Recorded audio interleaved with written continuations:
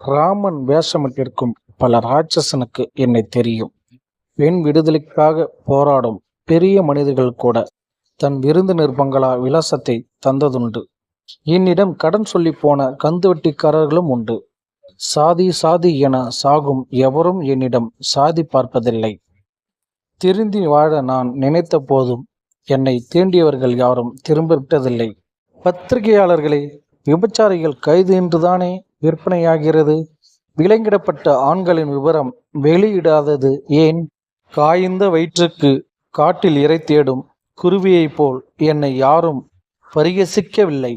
கட்டில் மேல் கிடக்கும் இன்னொரு கருவியைப் போலதான் என்னை கையாளுகிறார்கள். நான் இருட்டில் பிணமாக மாறினால்தான் பகலில் அது பணமாக மாறும். பின்புதான் என் குடும்பம் பசியாறும். நிர்வாணமே என் நிரந்தர ஒடியானதால் சேலை எதற்கென்று நினைத்ததுண்டு. சரி, காயங்களை மறைப்பதற்கு கட்டுவோம் என்று கட்டிக்கொண்டு இருக்கிறேன்.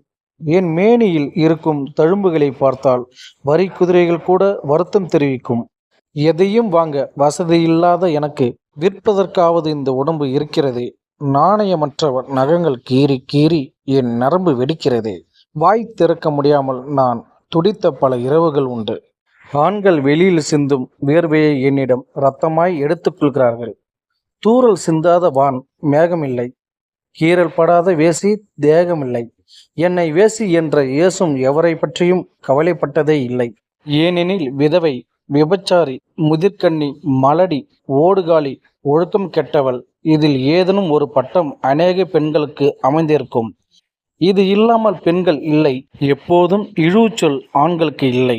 முதுமை என்னை முத்தமிடுவதற்குள் என் மகளை மருத்துவராய் ஆக்கிவிட வேண்டும்.